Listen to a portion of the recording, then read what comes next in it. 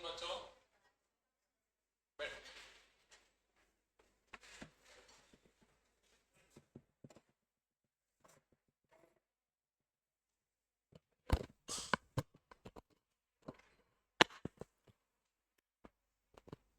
Hello. Good afternoon to my students also. I hope I am audible and visible to all of you. Online वाले बच्चों को दिखाई दे रहा हूँ, सुनाई दे रहा हूँ।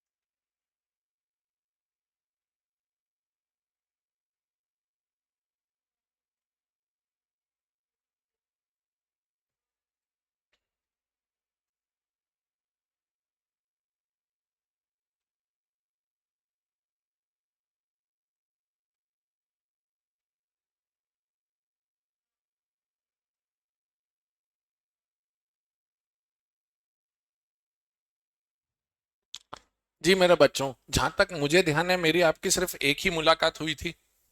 हाँ या ना? तुम क्या कर रही हो यहाँ पे?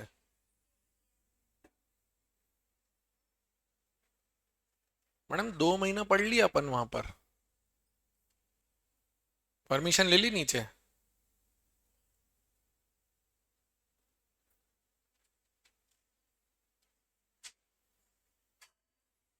हम्म, तो हमारी बातचीत सिर्फ इतनी ही हुई थी कि सीए प्रोफेशन क्या है क्या नहीं है। उसके बाद मेरे ख्याल से इकोनॉमिक्स को मैं इंट्रोड्यूस भी नहीं कर पाया था ना आपके सामने। नहीं कर पाया था ना। So now we have to actually start economics. सो प्रैक्टिकली 3-4 दिन से बैच ही नहीं लगा आपका मेरा।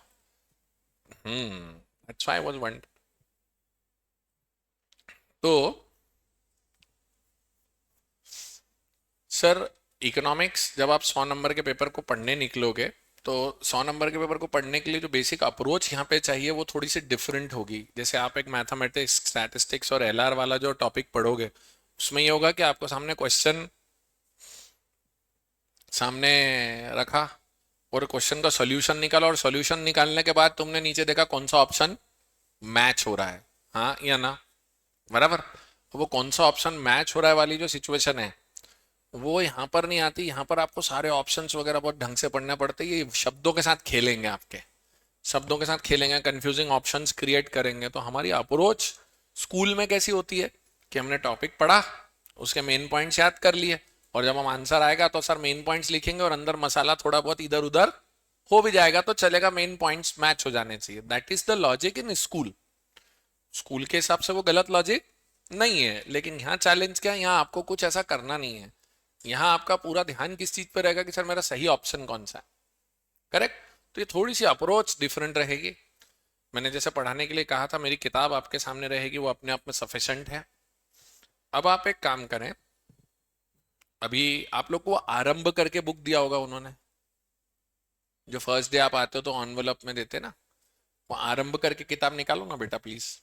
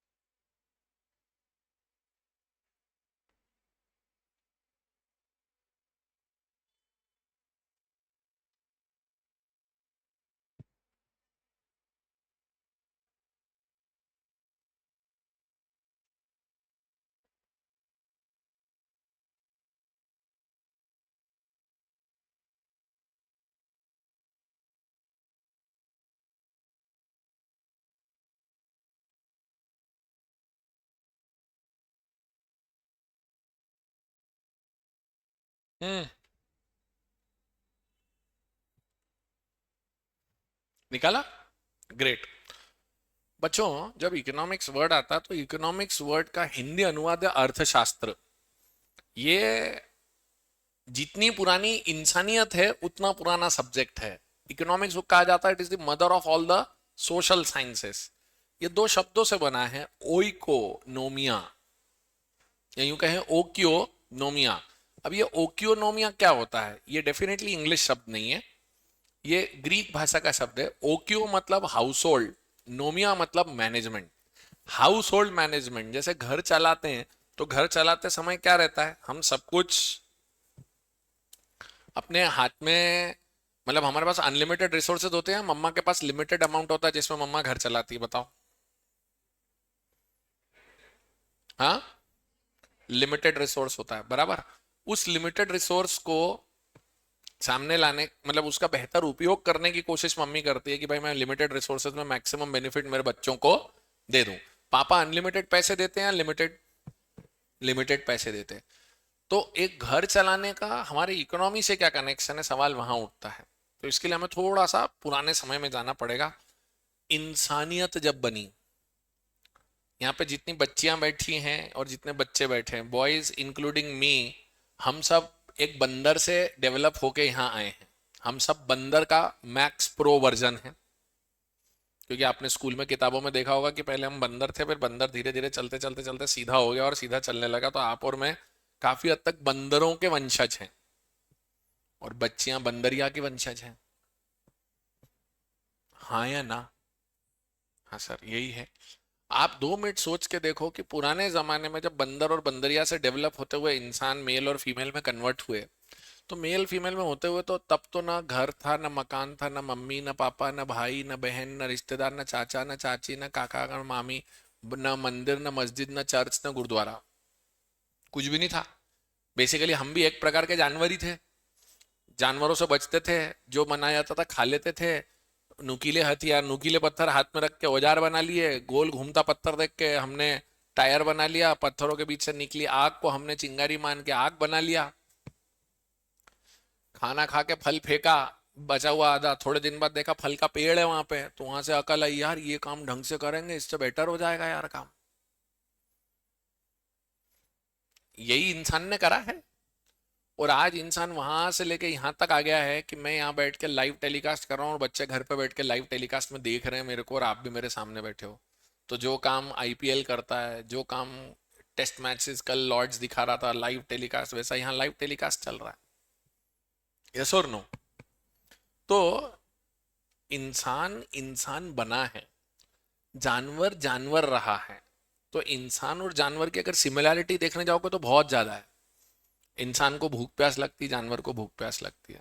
इंसान खा पी कर सुसु पॉटी करता है, जानवर भी खा पी कर सुसु पॉटी करता है। इंसान बच्चे पैदा करता है, जानवर भी बच्चे पैदा करता है। इंसान की डेथ हो जाती है, जानवर की भी डेथ हो जाती है, ये चारों मैच हो जाते हैं।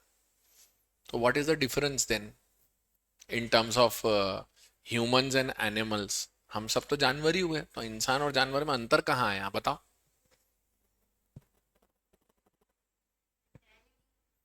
जी? मेंटालिटी इन व्हाट सेंस बेटा?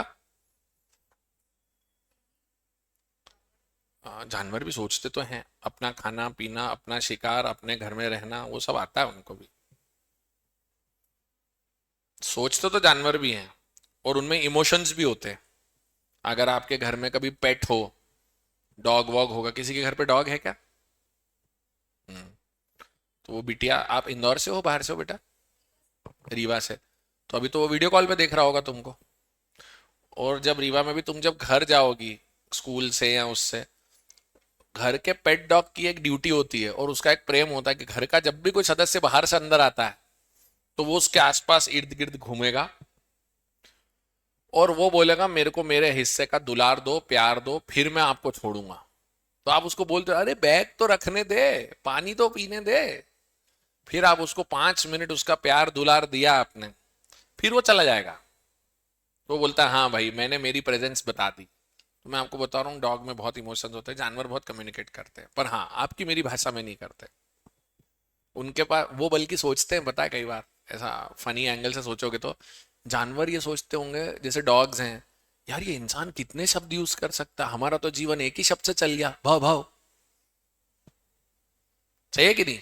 वो तो एक ही भाषा में कम्युनिकेट कर लेते हैं, चिड़िया ची ची करके सब कम्युनिकेट कर लेते हैं, और हम कितने शब्द यूज करते हैं। So then how do we differentiate us ourselves from animals, बताओ, सोचो सोचो।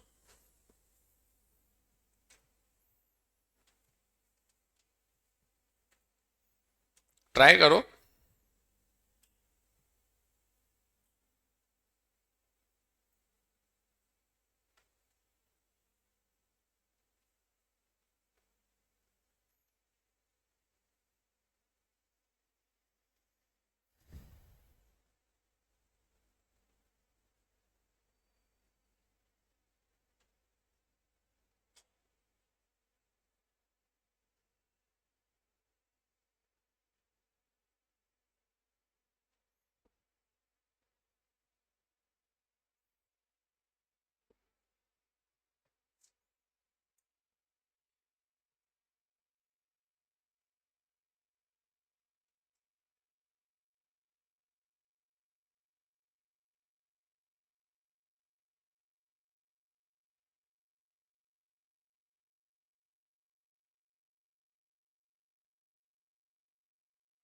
क्या होगा बताओ भाई।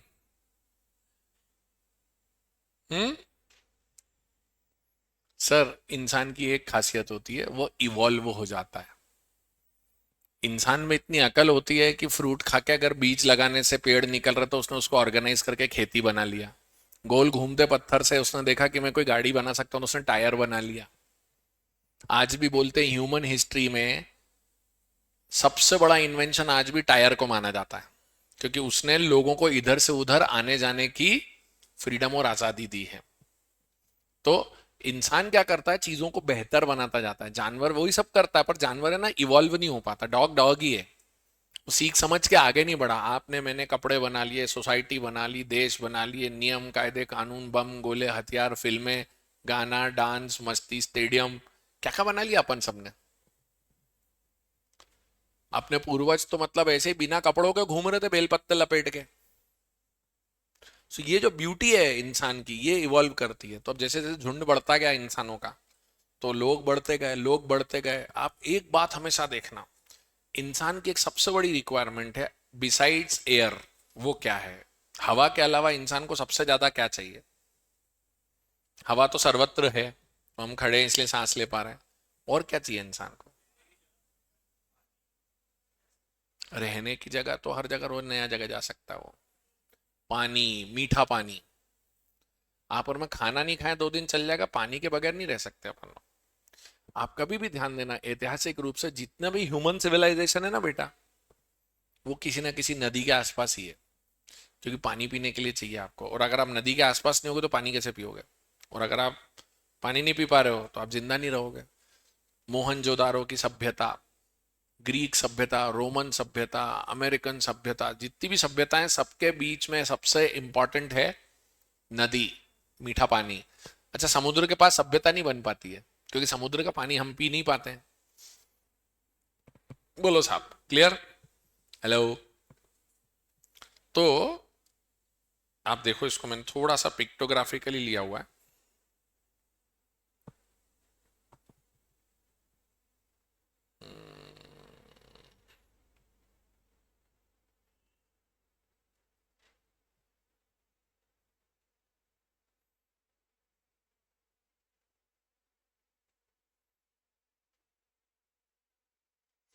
कहाँ गया भाई, कहाँ गया?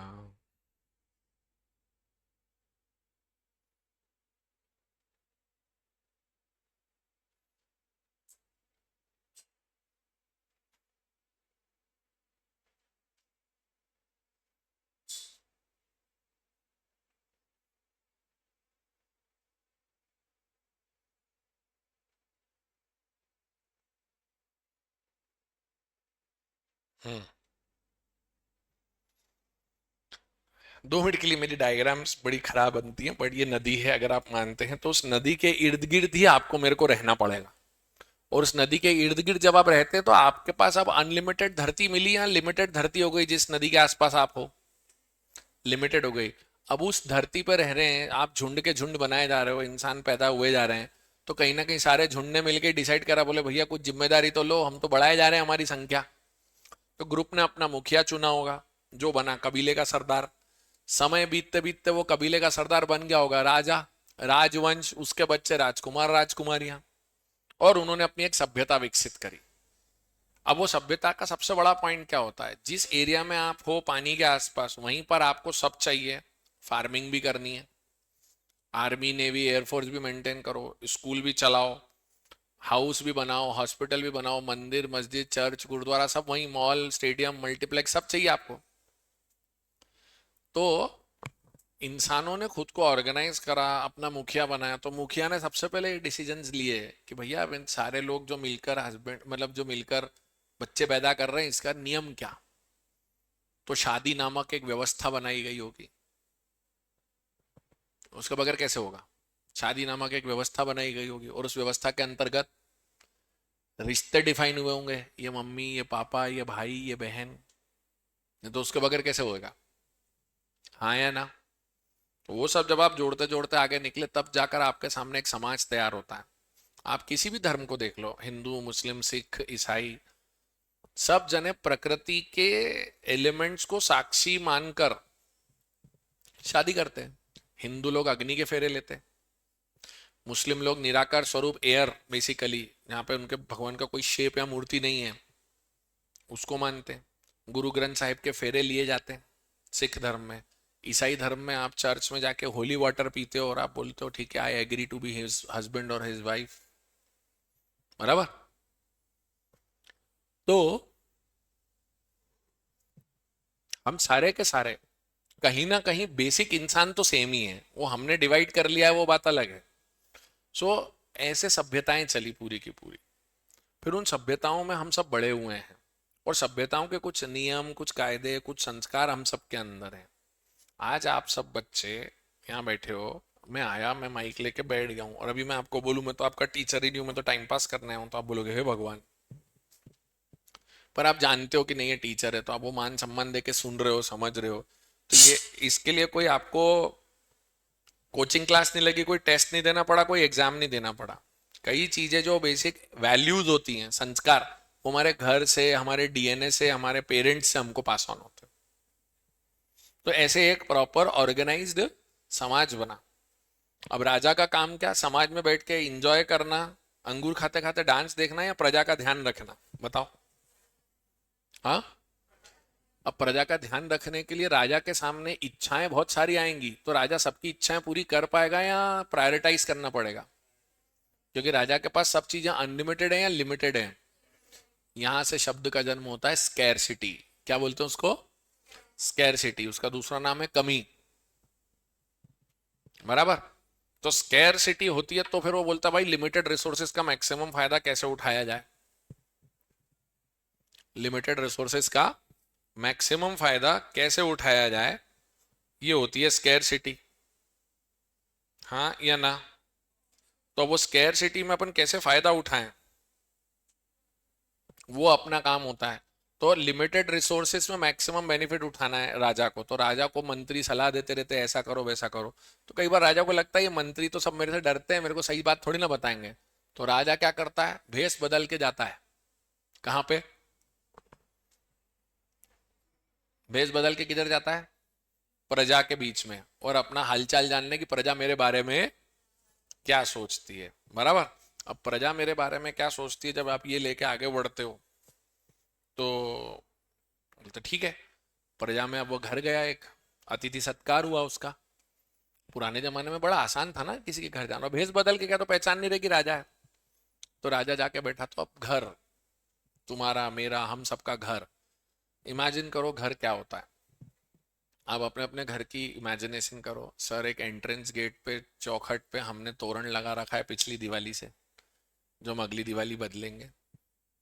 फुटमैट है, पायदान, बारिश का टाइम है, कुछ घरों में शू स्टैंड रहता है, बाहर शूज उतार दो, अंदर एंटर हुए, सोफा होगा, डाइनिंग टेबल होगा अगर घर में है तो। किचन में जाओगे तो एक प्लेटफॉर्म है, प्लेटफॉर्म पे चूल्हा रखा है, चूल्हे के पास में गोल डब्बा रखा है जिसमें बहुत सारे मसाले और तीन छोटी छोटी बर्नियां हैं, चाय, शक्कर और नमक की। और साइड में एक छोटी सी कटोरी चम्मच वाली जिसमें घी है। याद आ रहा है अपना घर? ये मेरे घर में भी है, तुम्हारे घर में भी है, सबके घर में यही रहता है। बाथरूम में जाओगे तो, बेडरूम में जाओगे तो पलंग है, चद्दर है, रजाई, गादी, तकिए। टॉयलेट के अंदर जाओगे तो वहां पे एक वॉश बेसिन मिलेगा, एक टॉयलेट सीट मिलेगी और नहाने की जगह मिलेगी, बाल्टी मग्गा मिलेगा। सब जगह यही होता है। बस फर्क ये है किसी के यहाँ मार्बल का लगा है, किसी के यहाँ स्टोन का लगा है, किसी के यहाँ टाइल का लगा है, किसी के यहाँ ऐसे बटन दबाने से नल आ रहा है, किसी के यहाँ गोल घुमाने से नल आ रहा है। आ तो पानी ही रहा है, नहाना वही है। यस और नो? तो राजा ये सब देख रहा था। तो राजा ने देखा कि कुछ बड़े डब्बे रखे हैं, कुछ छोटे डब्बे रखे हैं किचन में। तो राजा ने सवाल पूछा, बोले हे माई ये क्या है? बोले डब्बे हैं, इसमें अनाज है। बोले बड़े डब्बों में क्या है? बोले आटा, दाल, चावल, शक्कर। बोले ये चार चीजें हमको ज्यादा लगती हैं। बोले अच्छा। बोले मसाले? बोले थोड़े थोड़े लगते हैं, छोटे डब्बे में रखे। बोले अच्छा। बोले आटा, दाल, चावल, रवा में बेसन। बोले तो बोले पूरा पड़ जाता है सब तुमको? बोले पूरा पड़ता नहीं है, पूरा पड़वाना पड़ता है। बोले मेरा पति राजा के लिए काम करता है। वो ये नहीं जानती थी कि खुद राजा है। बोले मेरा पति राजा के लिए काम करता है, उसको जो पैसे मिलते हैं महीने के वो घर लेकर आता है। हम थोड़े पैसों से अनाज खरीदते हैं, बाकी पैसे बचाते हैं, कभी कपड़े लत्ते, कभी दवाई, कभी क्या वो सब करते हैं। बोले अच्छा अच्छा, ऐसा है। ठीक है। तो राजा को ये सीखने को मिला कि अनलिमिटेड तो कोई भी नहीं कमा रहा है, लेकिन उन्हीं लिमिटेड संसाधनों में गृहिणी अपना घर चला रही है। तो राजा को वो बात बहुत पसंद आई। और ग्रीक भाषा में घर संभालने को ओक्योनोमिया कहते हैं। ओक्योनोमिया, हाउस होल्ड मैनेजमेंट। तो राजा ने आकर अपने मंत्रियों से बात करी और राजा ने कहा कि भाई एक गृहिणी लिमिटेड रिसोर्सेज में अपना घर चला सकती है, तो फिर मेरी भी प्रजा की इच्छाएं बहुत हैं। मेरे पास जो रिसोर्सेज है मैं उसका ध्यान रख के काम करूंगा। सो दैट इज कॉल्ड ओक्योनोमिया, जो समय बीतने के साथ साथ इकोनॉमिया बन गया। और इकोनॉमिया होते होते वो इकोनॉमिक्स हो गया है। देखो ये रहा। अपने हाथों को कष्ट दीजिए और लिखिए।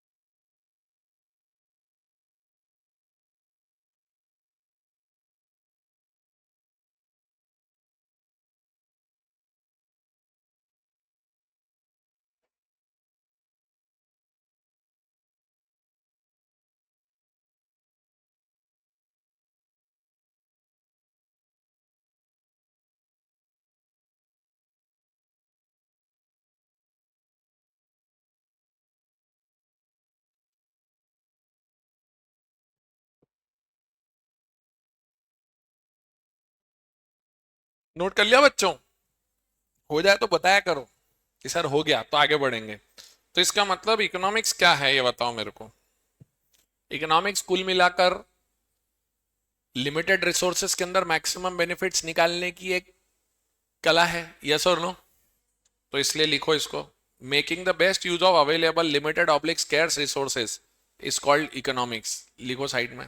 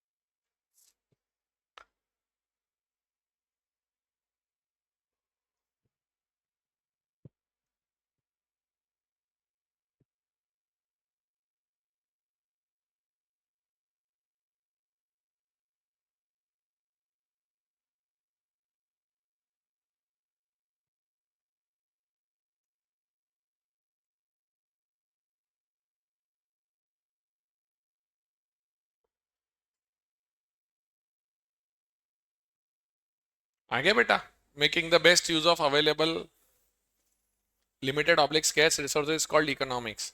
अब इकोनॉमिक्स जब हम पढ़ने जाएंगे बेटा, तो उसके दो ब्रांच निकल कर आएंगे, माइक्रो इकोनॉमिक्स और मैक्रो इकोनॉमिक्स। यहां से आता है कोर्स का वेटेज, 50 नंबर की माइक्रो है और 50 का मैक्रो है। 50 नंबर की माइक्रो में 8 चैप्टर हैं और 50 नंबर के मैक्रो में 16 चैप्टर हैं। तो ये 2:1 वाला मामला है, 16 चैप्टर पढ़ के 50 और 8 चैप्टर पढ़ के 50। सर पहले वाले 50 पढ़ लेते, छुट्टी पाते हैं सर अपन। कितना अच्छा होता, 50 के पढ़ के रख लें, 50 में से 50 लाएंगे, तो ज्यादा क्या दिक्कत है। पर ऐसा पॉसिबल नहीं है। अब माइक्रो और मैक्रो इकोनॉमिक्स की जब हम बात करेंगे तो हमारे सामने क्या आता है सर। माइक्रो वर्ड का डिक्शनरी मीनिंग होता है सूक्ष्म, बारीक, छोटा। और मैक्रो का होता है समष्टि, व्यापक, कंबाइंड, एग्रीगेट। जैसे अगर मैं आपसे पूछूं, आपसे पूछूं, आपसे पूछूं, आपसे पूछूं, आपसे पूछूं, एक एक करके पूछ रहा हूं, तो मैं माइक्रो अप्रोच पे चल रहा हूं। और मैं तुम सबकी बात एक साथ सुन के एक डिसीजन ले लूं, तो मैं कौन सा चल रहा हूं? मैक्रो लेके चल रहा हूं। बराबर। तो माइक्रो और मैक्रो का बेसिक फ्लो जो आपको मेरे को देखना है, तो उसके अंदर उसको समझने के लिए मेरे पास एक छोटा सा एग्जाम्पल, एक केस स्टडी है, उससे समझेंगे तो ज्यादा अच्छा लगेगा। इंडिया की पॉपुलेशन, अभी हमने 2 दिन पहले ही वर्ल्ड पॉपुलेशन डे मनाया है, और इंडिया की पॉपुलेशन काफी हद तक अच्छी खासी है। हम वर्ल्ड में फर्स्ट है, सेकंड है पॉपुलेशन में? फर्स्ट है। हमारे यहाँ पॉपुलेशन बहुत ज्यादा है। आपको लगता है हमारे यहाँ पे हम पॉपुलेशन गिन पाते होंगे कि नहीं? कोशिश होती है कि नहीं होती है? एग्जैक्ट तो गिन नहीं सकते, क्योंकि हमारे हर 3 सेकंड में 2 बच्चे पैदा हो जाते हैं। वो देखो, 2 और आ गए, 2 और आ गए, 2 और आ गए, आए जा रहे हैं। लेकिन कुछ लोगों की डेथ भी हो रही है, पर जिनकी डेथ हो रही है वो कम है, और जो बर्थ हो रहा है वो, तो हमारा नेट इंक्रीज होता है। ऑन एन एवरेज अपने यहाँ पे कितने बच्चे, कितने लोग बढ़ रहे हैं पता है आपको हर साल? 1.5 से 2 करोड़। 1 से 1.5 करोड़ तो है। 1.5 करोड़ लोग, आप सोचो, मतलब हर साल नेट इंक्रीज है। फैक्ट ये कहते हैं कि इंडिया में जितने लोगों का हर साल जन्म होता है, वो पूरे ऑस्ट्रेलिया की पॉपुलेशन के बराबर है। और जितने लोगों की डेथ होती है इंडिया में, वो पूरे श्रीलंका की पॉपुलेशन के बराबर है। मतलब आप इक्वेशन बना सकते हो, India on 1 January plus Australia minus Sri Lanka is equals to India on 31 December. आप ऐसी इक्वेशन बना सकते हो। क्या लगता है हम लोग गिन पाते पॉपुलेशन? कोशिश तो करते हैं सर। तो उस एक्टिविटी को क्या कहते हैं, कुछ आइडिया है? Population counting. Census, very good. Last census India में कब हुआ, एनी आइडिया?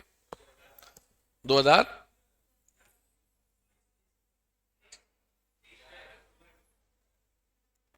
2011 में आखिरी हुआ है। दूसरा 21 में होने वाला था, 10 साल बाद, पहले 10 10 साल का था। सेकेंड वेव ऑफ कोविड चल रही थी, डेल्टा वायरस था, नहीं हो पाया। 2022 में कोविड शुरू करने की फिर कोशिश करी, तो उस समय ओमिक्रॉन आ गया था। ओमिक्रॉन को लेकर आप और मैं बोले थे ठीक है बोर हो गए, अब नया कुछ लाओ। तो ओमिक्रॉन वाज लाइक यार गजब बेइज्जती है, कोई पूछ ही नहीं रहा हमको। लेकिन ओमिक्रॉन के कारण नहीं हुआ। फिर 23 और 24 में नहीं हुई काउंटिंग, क्योंकि इलेक्शंस आ गए थे। तो अब जाकर इस साल से शुरुआत होगी, 2025 सितंबर से, जो जाके कंप्लीट होगी 2026 में। और 2026 में कंप्लीट होगी तो 27 में आपको रिजल्ट आने चालू होंगे कि हमारे देश की पॉपुलेशन का क्या स्टेटस है। तो ये क्यों गिनते हैं अपन लोग? Why do we do this? Any idea? क्यों करते हैं हर 10 साल में पॉपुलेशन काउंट और ये सब? सोच के देखो। आउट ऑफ कंट्रोल नहीं जाए तो अब ज्यादा हो गए तो क्या करें, मार देंगे थैनोस की तरह। थैनोस, आप मार्वल देखते हो, थैनोस का लॉजिक बहुत सही था। बोले आधे कम कर दो, जितने लोग भूखे मर रहे हैं कुछ नहीं मरेंगे, सबको खाने को मिल जाएगा, सबको खाने को मिलेगा, बराबर मिलेगा। वो बोले आधे बिना देखे मारो। ऐसा नहीं है कि इसके रिश्तेदार छोड़ दो उसको छोड़ दो, सबके आधे आधे मार दो। वो पिक्चर में वो यही करता है। किस किस ने मार्वल की पिक्चर देखी है? क्योंकि मार्वल अभी बहुत अच्छी पिक्चर आ नहीं रही, तो उसका थोड़ा सा फैन बेस कम हो रहा है। बट उसमें वो एक विलन होता है थैनोस। सुना है आपने, नाम सुना है कि नहीं सुना है? कितने बच्चे बोलते हैं मेरे को नहीं पता ये सब कुछ। Anybody who doesn't know Marvel at all? हाँ बढ़िया, ऐसा कुछ नहीं। उसमें एक वो सुपर हीरोज की कहानियां हैं। उसमें एक विलन होता है, वो ऐसी शक्ति इकट्ठी कर लेता है कि वो यूं करे तो आधी दुनिया साफ हो सकती है, और उसको मिल जाती है वो शक्ति। तो यूं करता है तो आधे लोग खत्म हो जाते हैं। तो जितने सुपर हीरो हैं वो फिर लड़ाई लड़के वापस लेकर आते हैं सबको, टाइम ट्रैवल करके। बड़ी इंटरेस्टिंग कहानी है। और वो एक दिन में खत्म नहीं होती, उसके लिए 15 20 पिक्चरें देखना पड़ती है। तो इतना बड़ा होमवर्क लेने की कोई जरूरत नहीं है। सो अब हमारे देश में पॉपुलेशन काउंटिंग होती है, सेंसस होता है। तो बात बताओ सेंसस होता कैसे है? जैसे गाय, गेट खोला, 1 2 3 4 5 ओके बाय, ऐसा करके चले जाते हैं? प्रॉपर जानकारी जुटाते हैं? क्या जानकारी जुटाते होंगे बताओ?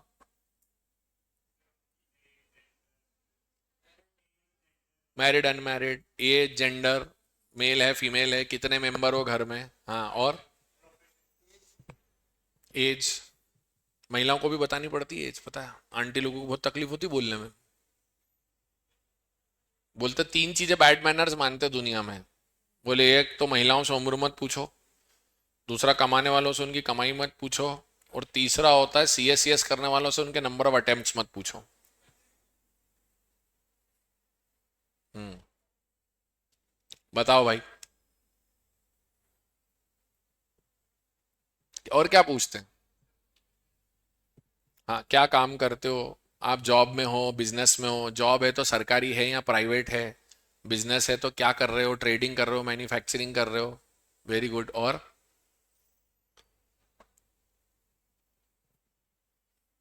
स्पीक अप, बताओ बताओ। ऑनलाइन वाले बच्चे भी पार्टिसिपेट कर सकते हैं अपना आंसर टाइप करके।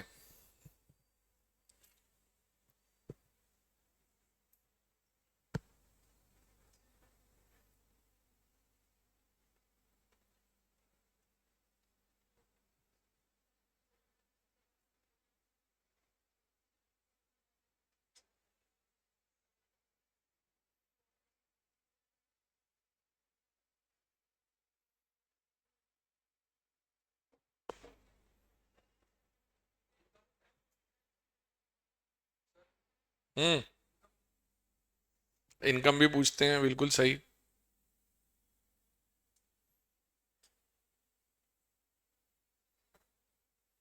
और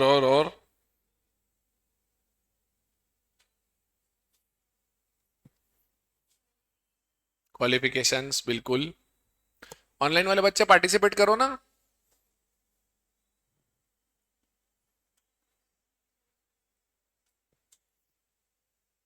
और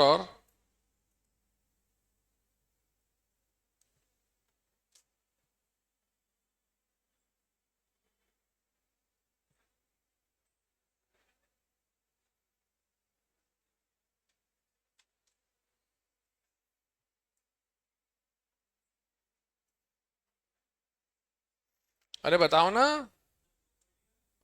प्रॉपर्टी घर आपका खुद का है, किराए का है, और भी कुछ पूछते हैं? मैं वेट कर रहा हूँ, पार्टिसिपेट।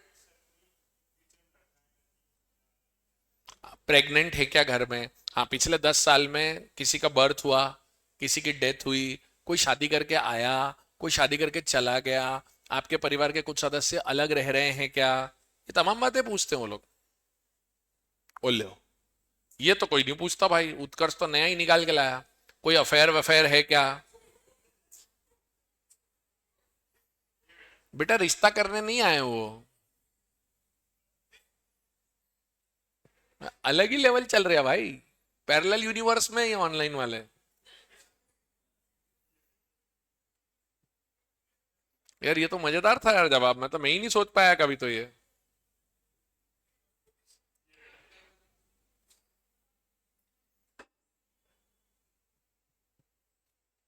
गजब।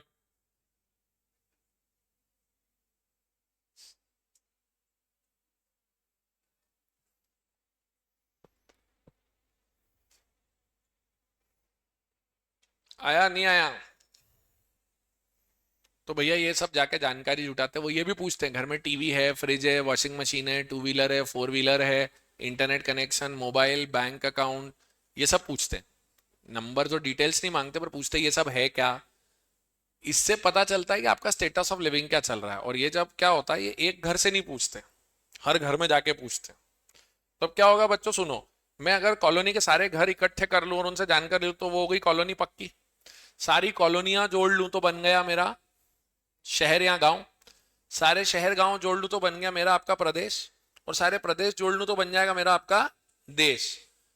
ये जो तरीका था चीजों को जोड़ जोड़ के ऊपर ले जाने का, इस तरीके को कहते हैं इंडक्टिव अप्रोच। क्या बोलते हैं?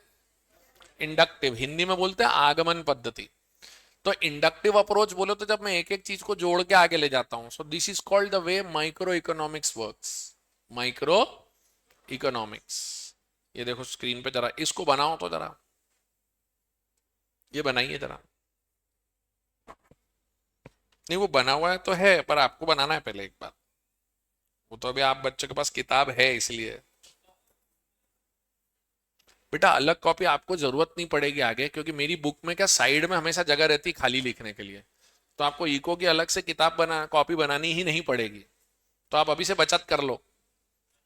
अरे तो एक पन्ना है भाई, किसी और सब्जेक्ट में यूज कर लेना बेटा उसको, मैं ये बोल रहा हूँ। बुक है ना आपके पास?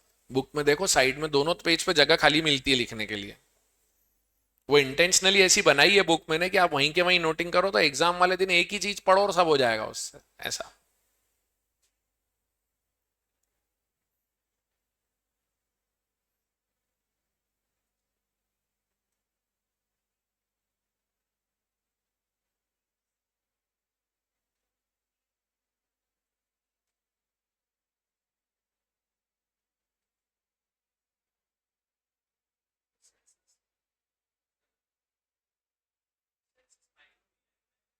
नहीं नहीं, सेंसस की जो पूरी प्रोसेस है वो माइक्रो में आएगी।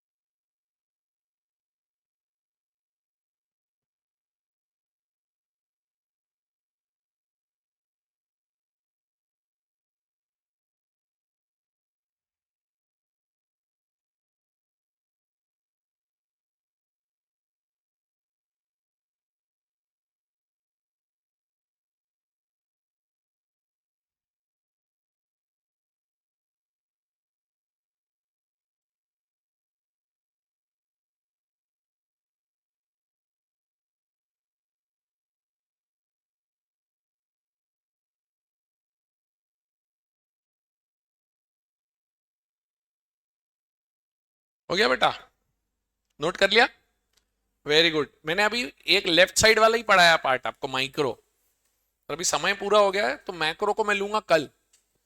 कल हम लोग माइक्रो मैक्रो पढ़ते पढ़ते एक ऐसी स्टेटस और पोजीशन पे आ जाएंगे कि कल शायद मैं आपको कुछ क्वेश्चंस घर पे करने को दूंगा।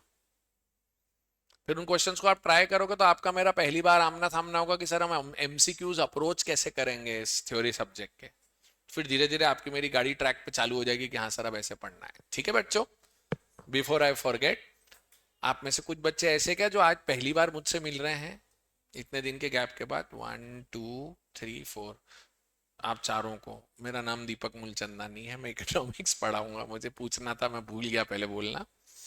आप चारों बच्चे बेटा, एक मोबाइल ऐप होगा इकोनॉमिक्स का अलग से, वो आपको डाउनलोड करना होगा। आपके पास डाउनलोडेड है? बिटिया आप उन दोनों को हेल्प कर दोगी प्लीज।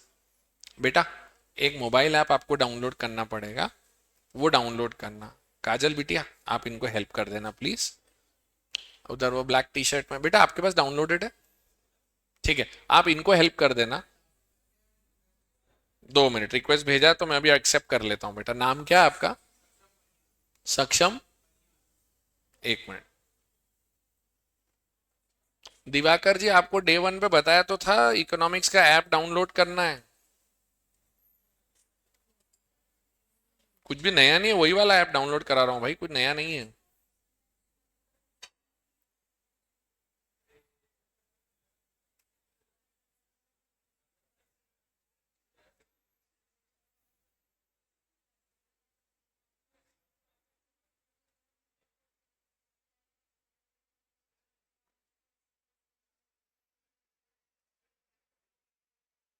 सक्षम पनिहार बराबर। एक मयंक ठाकुर करके कोई बच्चा है क्या ऑनलाइन या इधर? और दूसरा मोहम्मद जैद। बैच कोड बेटा CAF SEP 25 SEP सितंबर का, ये ऐसा लिखा रहता है बेटा। 1 मिनट बता देता हूँ, कैपिटल कुछ भी नहीं है उसमें। 1 मिनट मैं बता देता हूँ, ये देख लो।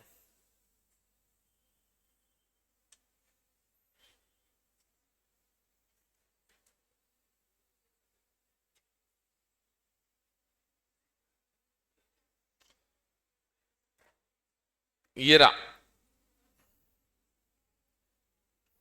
सब स्मॉल में CAF SEP 25।